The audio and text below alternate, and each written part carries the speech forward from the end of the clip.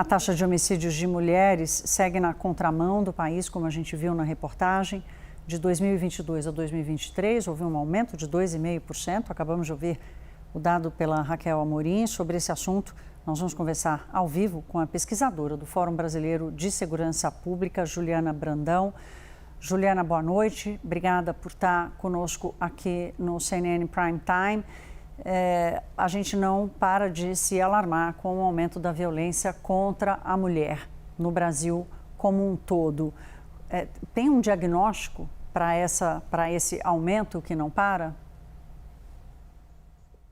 Boa noite, Thaís. Obrigada por esse espaço, né, para que a gente possa repercutir, né, essa realidade que os dados estão nos trazendo, né? A gente está lidando com um problema que ele é estrutural, né? É um problema que mostra o quanto o Brasil ainda não conseguiu enfrentar, né, a vulnerabilidade que as mulheres brasileiras estão submetidas, né? Significa que ser mulher no país de hoje ainda é algo muito inseguro, né? E as políticas públicas não estão conseguindo alcançar, né, um real estado de igualdade de direitos para que todas possam viver com segurança, né? E em plenitude as suas vidas. É isso que os dados estão nos mostrando. Agora, tem o dado da questão racial também muito alarmante. Quase 70% das vítimas são mulheres pretas. E isso, mais uma vez, reforça esse problema estrutural que você acabou de dizer, né? Sem dúvida, e veja só, né? Nós estamos hoje às vésperas, né, de um dia que é muito simbólico, né? Quando a gente está falando da questão racial, né, no Estado brasileiro, né? Amanhã, 13 de maio, o dia da abolição formal, né, da escravatura. A gente tem aí 137 anos que nos separam desse marco, né, histórico, que já foi inclusive ressignificado, né, pelo movimento negro, quando a gente olha para o que aconteceu nesse intervalo. Porque, na verdade, o que a gente tem? A gente tem normativas que vedam o racismo, mas nós temos uma Constituição Federal que, inclusive, coloca o racismo como sendo um crime imprescritível, inafiançável. Nós temos várias legislações que vedam práticas discriminatórias, mas ainda assim, o que a gente tem assistido nos casos de violência é essa proeminência da violência que está chegando de uma forma muito virulenta contra as mulheres negras, né?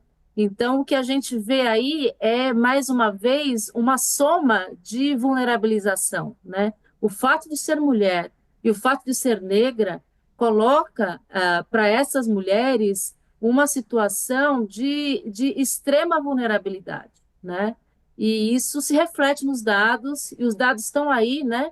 Eles são dados muito cruéis, são dados que nos fazem ficar muito estarrecidos diante dessa realidade, mas também que dão um sinal, né? Para onde a gente tem que olhar, aonde a gente tem que focalizar para, de fato, virar esse jogo.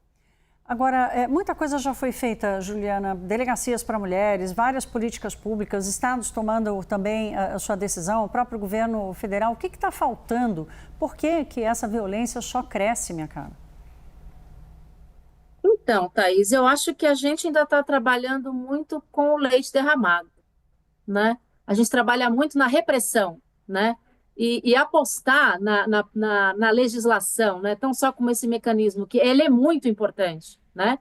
Para responsabilizar, né, os autores de crimes contra as mulheres, é muito importante, mas a gente precisa também de medidas que trabalhem com a raiz do problema. Então, eu estou dizendo que a gente está lidando com uma fatia da população brasileira que está numa situação de desigualdade de direitos. Eu preciso de políticas que coloquem essas mulheres em pé de igualdade, né? Mulheres que possam acessar políticas públicas, mulheres que possam acessar moradia, que possam acessar educação, que possam ter uma renda condizente com a ocupação que elas têm, né? Para que não sejam reféns de relações em que elas fiquem à mercê, né, de um companheiro e que, na verdade, as coloquem numa condição de subalternização. Enquanto a gente não enfrentar isso de frente, a gente vai continuar, né, apagando um incêndio que, ano após ano, vai se mostrando muito consistente. E tem uma ponta também da educação, né, Juliana? A educação dos homens, a educação das mulheres também, o encorajamento para a denúncia e para a procura de proteção. Nós conversamos aqui com a pesquisadora do Fórum Brasileiro de Segurança Pública, Juliana Brandão. Juliana, obrigada pelo seu tempo e por nos ajudar aqui a manter esse alarme ligado. Eu que agradeço e que dias melhores, né, possam vir para todas nós mulheres. Obrigada, Juliana. Boa noite para você.